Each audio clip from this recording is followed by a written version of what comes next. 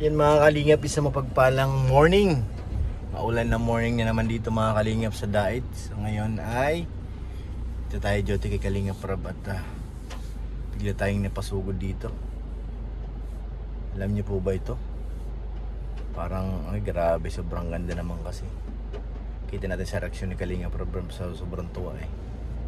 So dito tayo kay Nano, bahay ni Beyonce. Chinecheck niya ni Kalingap Rob siguro baka schedule na itong ribbon cutting kung tapos na lahat. Andun sila sa loob mga kalingap. Grabe naman talaga mga kalingap, napakaganda. Ito nga yung isa sa pinaka na pabahay ni Kalingap Rob. Sobrang ganda. Napakamahal.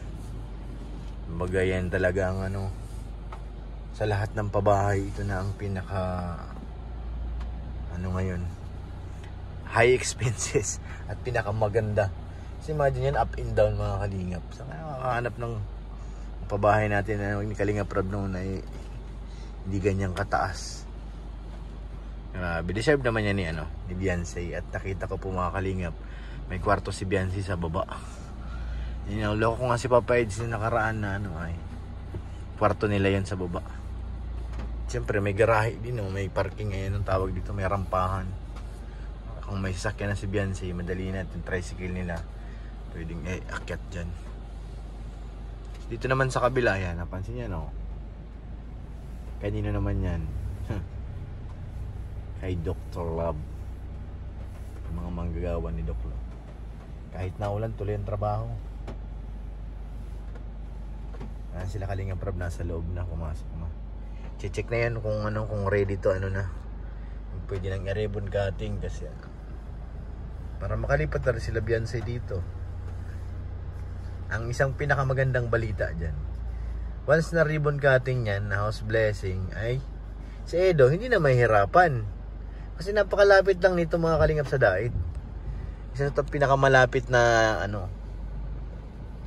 pupuntahan na ni Eds. Kasi kung dun sa masalong-salong, napakalayo nun.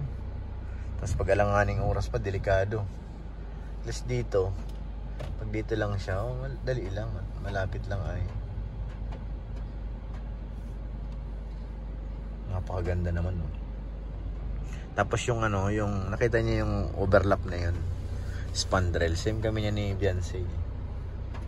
Naka-spandrel. Isa sa pinakamatibay na kasi kahit umulan, umaraw, hindi yan basta-basta masisira kasi yun. Parang aluminum na atang niyan hindi yan basta-basta kagaya ng iba. Pag iba yung mga kisame, ganyan, pag walang lang kisame, plywood or tawag dito na yan na madaling masira, tawag na siya, na bubulok. Yan, hindi yan basta-basta mabubulok at hindi yan kakainin ng anay dyan. Mga ibon dyan, hindi makakapasok basta-basta dahil yan tawag dito, lata, parang na makapal, parang yero. So may kamahalan lang talaga yan, yung spandrel na yan. Same yan ang bahay ko dun sa Mambugan, naka-spandrel. Sulit ka naman kasi, sarili mo naman napakaganda. Pero hindi ka makita si YP baka may pasok. Hindi natin nakita dito. Baka parating. Kaso sila tatay ngayon kasama pala ni Kuya Bal sila tatay, si Beyonce lang. Congrats YP sa bagong house nyo. Grabe naman yan. Kay nanay at kay tatay. Siyempre kay Butchuk, yung kanilang baby. Sinasabing pinagpala talaga. Kahit ilang taon ka sa abroad, mga kalingap, hindi sa kung magdi-DH lang din hindi naman sa natin. Marami tayong mga kababayan na nag-comment nga, napansin ko dun sa vlog nung huli ni Kuya Bal dito, nag-voice submission kami, na may nag-comment dun, nasa Italy pa nga raw siya.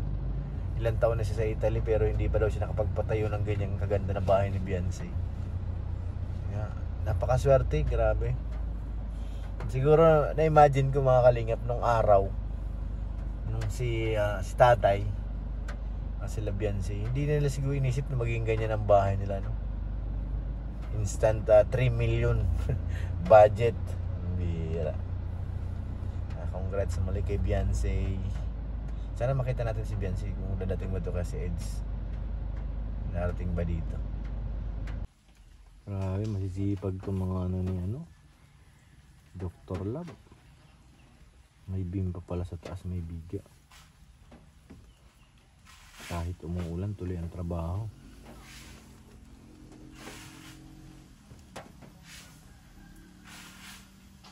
Ang masisipag na manggagawa.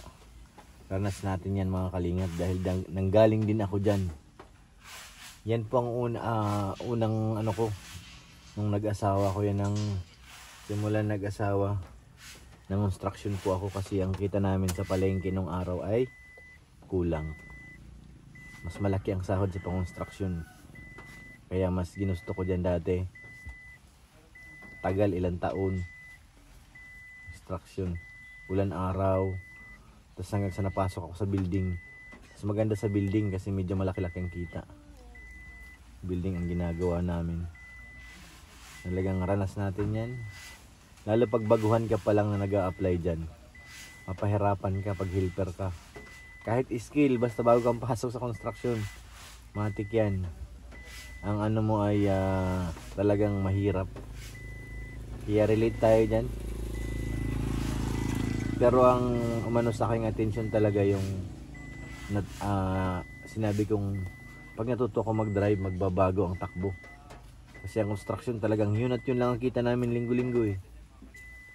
Sabi ko matuto ako mag-drive, doon ko makahanap yung aking kumbaga, tataas yung ating dikit. Kumbaga earnings, ika nga. Yun ang kaya pinorsige kong matuto magmaneho, drive. Yun nga, sa tulong ni Lord, nagawa natin yon. Yeah, siyempre, dahil sa marunong na ako magmaneho, napunta ako dito sa sa Kalingap. Kaya tinanggap tayo ni Kuya Bal. Kaya ito na tayo ngayon, kay Kalingap Rob. Grabe, thank you. Sa mga supporters, grabe. Walang sawang pagmamahal. Ayan po si Starax. Nandyan na po. Sipag itong mga ni Dr. Lab. Focus lang sa goal, guys. Lalo't bata pa. Dapat marunong kang mag-explore din sa sarili. Hindi yung okay na porket may trabaho, dapat medyo ka. Kahit hindi naman ganun kalayo. Gaya niyan, ang bata pa nitong nagpapalaw. Malayo pang niyan.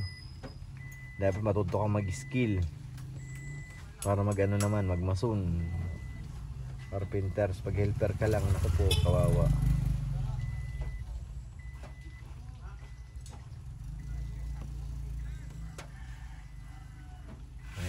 Dapat may ibang alam. Tuntua sila in interview niya ni Starax. Natawa sila eh.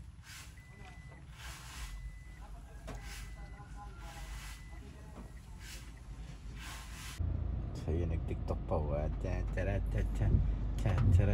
Sinampulan ng bagong bahay ni Beyonce ng tiktok. Oh. Yes. Saya ng mga insan doon. Tayo bumaba. Naulan din ay. Take 2.